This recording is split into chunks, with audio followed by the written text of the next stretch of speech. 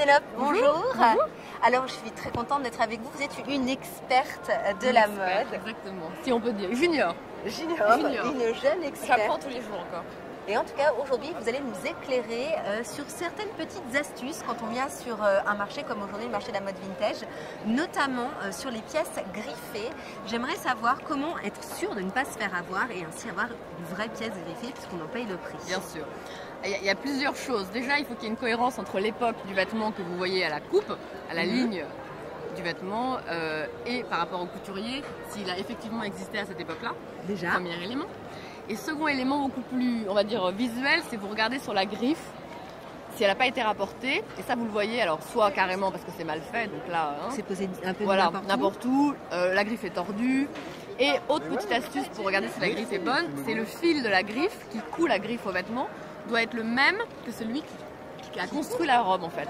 Donc pour ça vous prenez, je sais pas, dans une couture, vous regardez le fil, si c'est le même, a priori, et on regarde. A priori c'est bon, voilà. Et en termes de matière, est-ce que vous pouvez nous donner des idées de matière qu'on peut retrouver sur du vêtement vintage? Des choses qui sont impossibles, par exemple le rayon, je sais pas, je pense que c'est pas forcément... des matières qui étaient en tout cas communes à une certaine époque. Par exemple, c'est vrai que tout ce qui est synthétique, ça peut pas être avant, on va dire, les années... vous allez me faire dire des bêtises, 40-50, c'est-à-dire que dans les années 20, c'était le début peut-être du nylon, mais pour les bas. Avant que ce soit exploité en prêt-à-porter, il faut attendre encore une vingtaine d'années. Donc il y a des petits détails comme ça qui marquent des époques, voilà, exactement. Après, je ne suis pas une spécialiste des textiles, mais c'est vrai que par exemple, Saint-Laurent a énormément utilisé le velours. Après, voilà, vous connaissez un peu le style des couturiers. Il faut quand même, avant d'acheter, votre conseil, c'est aussi de se documenter, de savoir un petit peu de quoi on parle, sinon on arrive de se faire avoir. Donc déjà, avoir une connaissance dans la mode, ça peut aider. Oui, et puis en fait, quand on aime le vintage, je pense qu'on s'intéresse également. On feuillette des bouquins, on va voir les expos, etc. Et au fur et à mesure, on apprend, on apprend. Comme vous dites, on apprend tous les jours. On apprend tous les jours, exactement. Et puis j'ai une autre question. Souvent, on fait l'amalgame entre fripe, vintage. Alors la différence, peut-être pour nous éclaircir sur ces deux termes. Alors, on va dire que c'est une question de gamme de vêtements. Alors, comme ça, je vous dirais, la fripe c'est plus sportswear. Ça va être tout ce qui est jeans, sweatshirt, veste en daim, il y en a eu beaucoup dans les années 60 et 70, cuir, etc. Et ensuite, le vintage, on va dire que c'est plus sophistiqué. Alors, soit parce que ça vient d'un couturier ou d'un créateur prestigieux, rien à dire. Soit parce que finalement, votre vintage... on peut pas parler de fripe pour une année 30, une robe des années 30 qui est non griffée. C'est pas comme ça. La fripe, c'est un côté un peu comme stock. Il y en a beaucoup. Américain, voilà, les exactement, choses... les surplus. Généralement, la présentation est peu soignée. Les vêtements sont pas en bonne... Enfin, sont peut-être en bon état, mais en tout cas, ils sont froissés, en boule. Voilà, en boule, ça donne pas etc. Envie, ça donne pas envie, mais enfin, ça donne envie aussi parce qu'en général, la fripe est moins chère que le vintage, on va dire, et on peut en faire des trucs vachement bien en leur filant un petit coup de ciseau, en reprenant l'emmanchure, etc. Souvent, on modifie un peu les vêtements. Donc en fait, la fripe peut être customisée et retravaillée, alors que le vintage, on le garde. Le vintage, en fait, on va dire oui, on peut le retravailler, heureusement, mais il y a des robes, vous avez une robe Mondrian de Saint-Laurent, vous n'allez pas vous amuser à la raccourcir. Il y a un côté histoire de la mode, ou pièce phare dans l'histoire de la mode qu'on a du pain. Il y a un côté respectueux. Voilà, on respecte le travail du couturier et on ne va pas s'amuser à filer un coup de ciseau. Alors que, mais ça, c'est pour, on va dire, allez, je sais pas, 5% des pièces.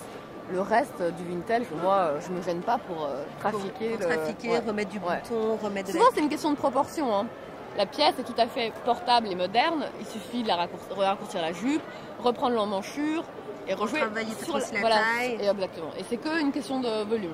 D'accord. C'est pas pour les matières que c'est problématique. C'est volume à moderniser et à surtout. Je pense que le corps de la personne qui l'achète, elle va mettre en valeur des choses, je sais pas, un cou, des jambes, etc. En traficotant un peu la pièce pour la rendre, pour se mettre en valeur soi, parce que c'est ça le style aussi, c'est mettre en avant, savoir ce qui vous va bien après tout. Et ne pas hésiter à fabriquer une ceinture avec le bas de la jupe pour créer du volume. Et en fait, la réactualiser, la détourner un petit peu, ça peut être sympa. En fait, il ne faut pas se gêner, je pense. Parce qu'en France, on a un tel patrimoine vestimentaire, je trouve ça très intéressant de réutiliser de l'ancien, qui peut être un peu ringard telle qu'elle, sauf que vous raccourcissez la jupe, vous faites une ceinture et votre robe elle devient hyper sympa, hyper facile et hyper tendance. Voilà, exactement. Alors maintenant j'ai une autre question. Vous avez fait votre petit tour aujourd'hui au marché. Est-ce que vous avez trouvé une pièce qui vous a fait craquer? Ouais, j'ai trouvé pas mal de pièces malheureusement pour moi. J'ai acheté un haut 80 en lapin, mais complètement travaillé, alors qu'en fait il y a un motif, c'est un peu dans les tons beige, marron, etc. Travaillé à la verticale, à l'horizontale plutôt, avec des manches chauve-souris, et vous l'enfilez comme, c'est un manteau en fait. Et on l'enfile comme un poncho. Et comme un poncho, sauf qu'en fait il a vraiment des manches. Voilà. C'est des manches chauve-souris. Chauve-souris, exactement, tout en lapin avec un motif. Ça c'était pas mal. Donc très 80 ça. Très 80, et j'ai trouvé un ensemble Saint-Laurent pas mal, jute pure et petit boléro, velours, bicolore noir et vert. Ravissant, ouais, très joli, très joli. Sinon, qu'est-ce qu'il y avait d'autre? Une paire de chaussures Salomé, vachement sympa. Qu'est-ce qu'on a acheté d'autre? Des trucs pour hommes aussi. On a acheté un blouson en velours côtelé marine, Daniel Echter, pas mal. Donc il y a quand même des belles pièces sur ce marché. Écoutez, moi je trouve ça, il y a une sélection assez intéressante, et encore, j'ai pas fait 100% des stands. Oui, parce que cette année c'est très très grand, il est complètement étalé, on a beaucoup de hangars. Non, mais ce qui est bien, c'est qu'il y a un peu tous les styles, ça je trouve ça génial, et tous les prix d'ailleurs. C'est vrai, et toutes les gammes. Voilà, on peut négocier, exact. Et on peut négocier, et négocions. Et c'est le grand plaisir. C'est ça qui est drôle. De ce week-end. Ouais, exactement, c'est vraiment super. Bon, merci. Mais merci à vous. Et puis on se retrouve tout à l'heure. Et à bientôt. Au revoir.